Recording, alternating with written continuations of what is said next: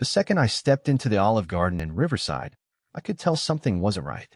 My date, Jessica Peton, was already seated, normally a good sign, but she was in the middle of a loud phone fight, gesturing wildly like she was conducting an orchestra fueled by rage. She had on a rhinestone-covered denim jacket that read Mommy's Time across the back, and her teased blonde hair was stacked so high it easily added 4 inches to her frame.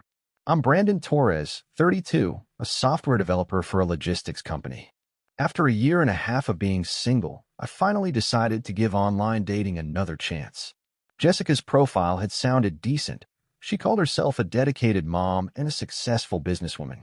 What she didn't clarify was that her business was flipping yard sale finds on Facebook Marketplace, and her dedicated mom status meant everyone else was expected to dedicate themselves to her kids as well. When she finally noticed me walking up, she ended her call with a sigh so dramatic it could have spun a wind turbine. Her voice carried that sharp, commanding edge of someone who'd learned to bulldoze through life with pure volume. Finally, I've been waiting like 5 whole minutes. Do you have any idea how hard it is to find a babysitter for 10 kids? She snapped, not giving me time to respond before plowing ahead. Anyway, sit down. We need to order fast because I have to get back soon. 10 kids. Her profile mentioned being a mom, just not that kind of mom. Of course, the number 10 had somehow never come up in any of our text conversations. Still, I sat down, trying to give her the benefit of the doubt. Maybe this was just first date nerves making her come across more intense than expected. The waiter showed up then, a young guy named Derek, according to his tag, with menus and water. Jessica immediately took charge, her tone switching to that overly sweet yet unmistakably commanding register. Derek, honey, we're gonna need a lot more menus. Like 11 more. Derek blinked, looking at our 2-person table in confusion. Are you expecting a group to join you tonight?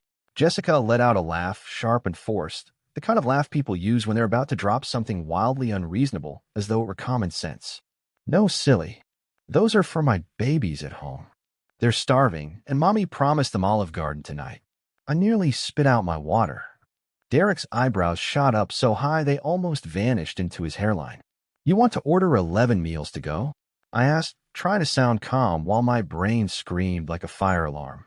Jessica turned to me with a smile that was all teeth and no warmth, her tone condescending, like she was explaining the obvious to a slow child.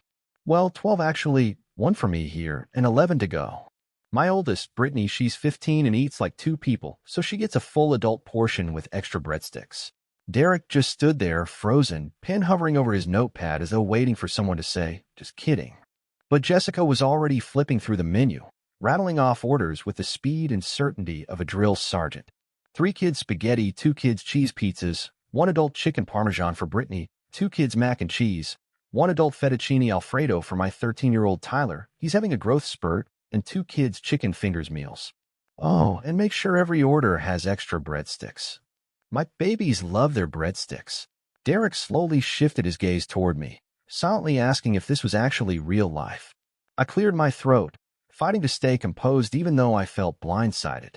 Jessica, I thought we were having dinner. Just the 2 of us. She rolled her eyes so hard I half expected them to pop out of her head. We are having dinner together, she snapped, her voice soaked in disdain. But any man who wants to date me needs to understand, my kids come first. Always. A real provider wouldn't even question that. Her voice carried easily through the restaurant, which wasn't packed but quiet enough that every word landed at nearby tables.